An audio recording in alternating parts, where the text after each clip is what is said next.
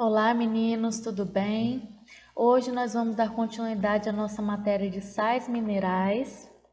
Então, continuando com aquele assunto sobre o ferro, né? Só relembrando, o ferro é um sal mineral importante porque ele vai estar aderido à hemoglobina da hemácia. Lembra que eu falei com vocês que nós temos uma célula do sangue muito importante que se chama hemácia e que dentro da hemácia nós temos uma proteína chamada hemoglobina e que nessa hemoglobina é importante que se tenha o sal mineral ferro. E por que todo esse conjunto? Porque vai auxiliar a hemácia a transportar o oxigênio para todo o nosso corpo. E aí eu falei das diferenças entre a anemia ferropriva e a anemia falciforme, só lembrando que a falciforme é uma doença genética, certo? E aqui nós vamos continuar com esse assunto. O que eu quero ressaltar aqui para vocês? Bom, o assunto mais simples é sobre o que eu acabei de comentar. Agora, quem vai fazer provas um pouco mais complexas lá na frente, né, para vestibular, eu trouxe aqui algo um pouquinho mais elaborado. Então, vamos lá. Nós temos basicamente dois tipos de ferro. Nós temos o ferro 2+, que é esse aqui, e o ferro 3+. Pergunta: qual que é o ferro que é melhor absorvido pelo nosso organismo? O ferro que é melhor absorvido por nós é o ferro 2+. Esse ferro 2+, ele é de origem animal. Então, alimentos de origem animal, por exemplo, carne, é uma boa fonte de ferro. Por quê? Porque ali naquela carne nós vamos ter o ferro do tipo 2+. E aí quando a gente come esse alimento, né, come esse pedaço de carne, a gente vai estar adquirindo um ferro que vai ser bem absorvido pelo nosso corpo. E aí esse ferro vai ser útil, né, vai ser bem aproveitado onde? Nas nossas hemácias para fazer o transporte de oxigênio. Já o ferro 3+, ele é o ferro chamado de férrico, só que ele é de origem vegetal.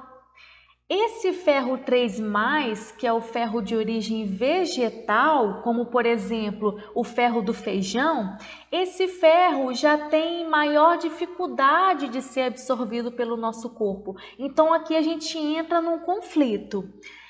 Qual ferro eu devo comer para melhorar a minha anemia? Um exemplo, né? Então, por exemplo, vamos supor que você tenha na sua casa um pedaço de carne vermelha e feijão. Nos dois tipos de alimento nós vamos ter ferro, correto? Só que na carne nós vamos ter o ferro 2+, e no feijão nós vamos ter o ferro 3+. Por que 2+ e 3+? Porque a carne é de origem animal, então o ferro vai ser 2+. E no feijão, como ele é de origem vegetal, nós vamos ter o ferro 3+. Vamos supor que você tenha a opção de escolher um desses dois alimentos e você está com anemia ferropriva, anemia por falta de ferro. Nessa situação, qual alimento você deve escolher? Você deve escolher aquele que tem um ferro que vai ser melhor absorvido pelo seu corpo, que seria o ferro 2+, a carne, certo? Então, na hora de escolher qual que vai ser melhor para anemia, a gente deve escolher um alimento de origem animal, que tenha ferro. Tranquilo? Só que vamos supor que nesse dia você tenha esquecido de comprar a carne e só tenha o feijão, que é de origem vegetal e tem o ferro 3+. E aí, você vai deixar de comer? Vamos supor que a sua anemia esteja assim. Você chegou num estado complicado de anemia e precisa do ferro na alimentação e só tem o feijão, que é 3+, ferro 3+. E aí, você come ou não? Gente, você pode transformar o ferro férrico, que é o 3+, em um ferro 2+. É como se você estivesse comendo ferro 2+. Como que você faz isso?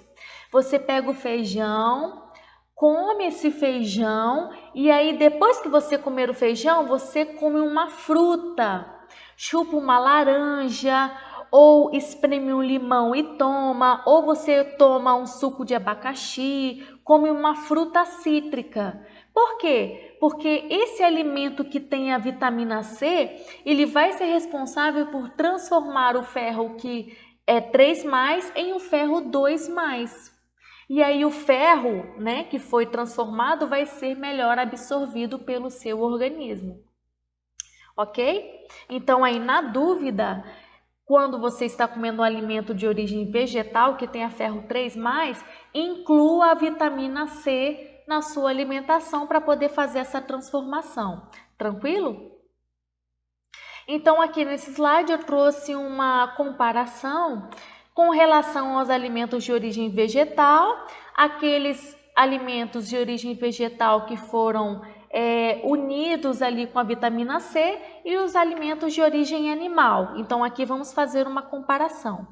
Aqui com relação ao tempo e com relação à absorção do ferro.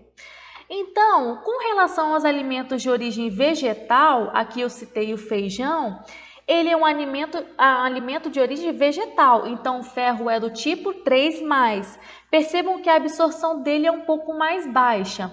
Agora, se a gente pega um alimento de origem vegetal, como por exemplo verdura ou até mesmo feijão, e acrescente a vitamina C, a absorção do ferro já vai melhorar bastante. E aí, em último caso aqui, nós temos o alimento de origem animal com ferro 2+, que é o melhor absorvido pelo nosso organismo.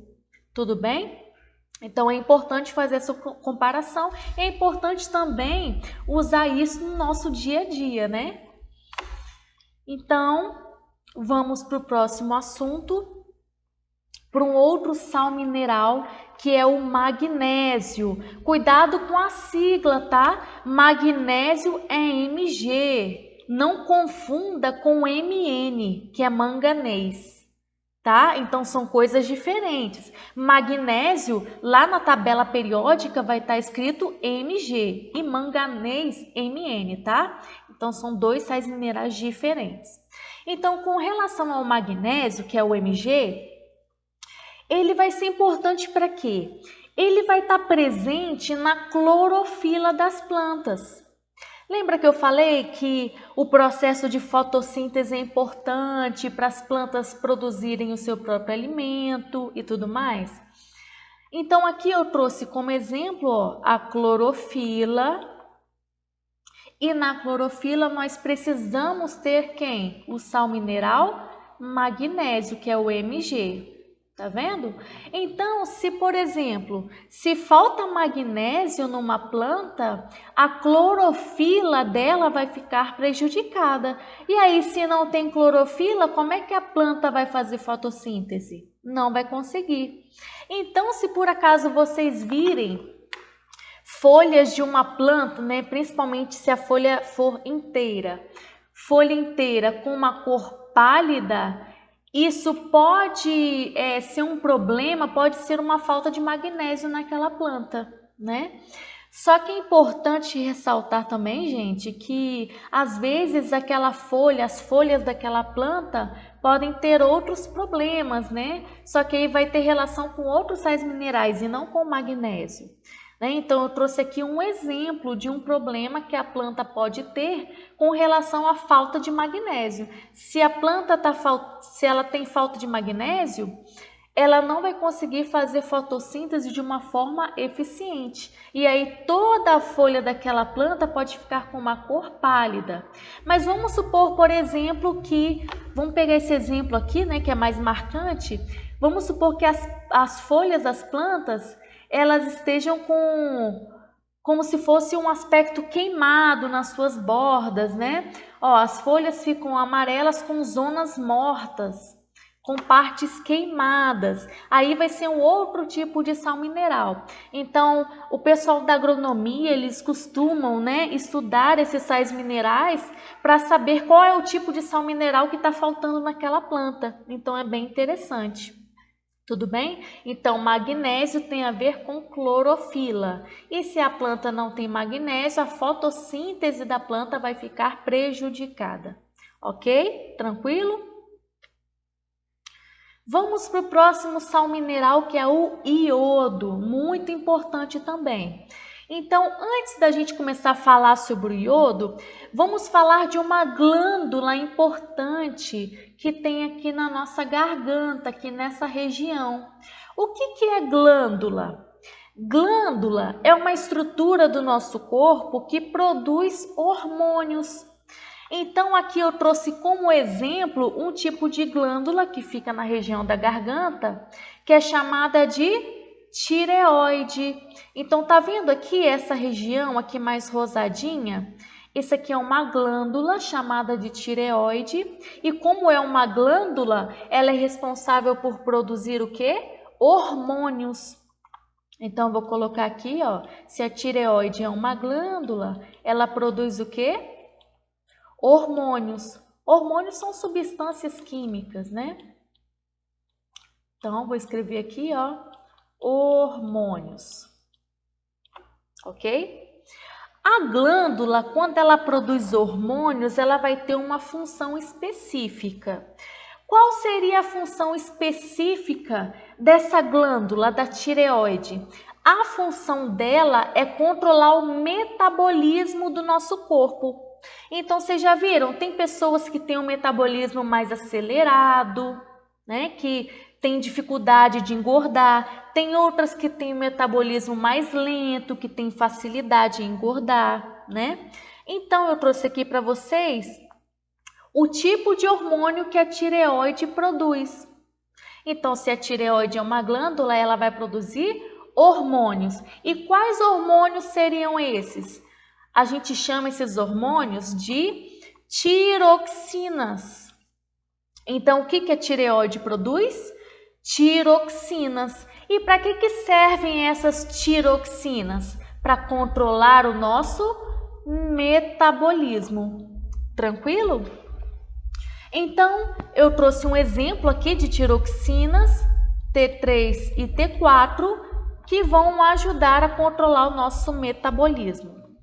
Só que para a produção dessas tiroxinas, desses hormônios, a tireoide precisa de um sal mineral que vem da nossa alimentação, que é o iodo.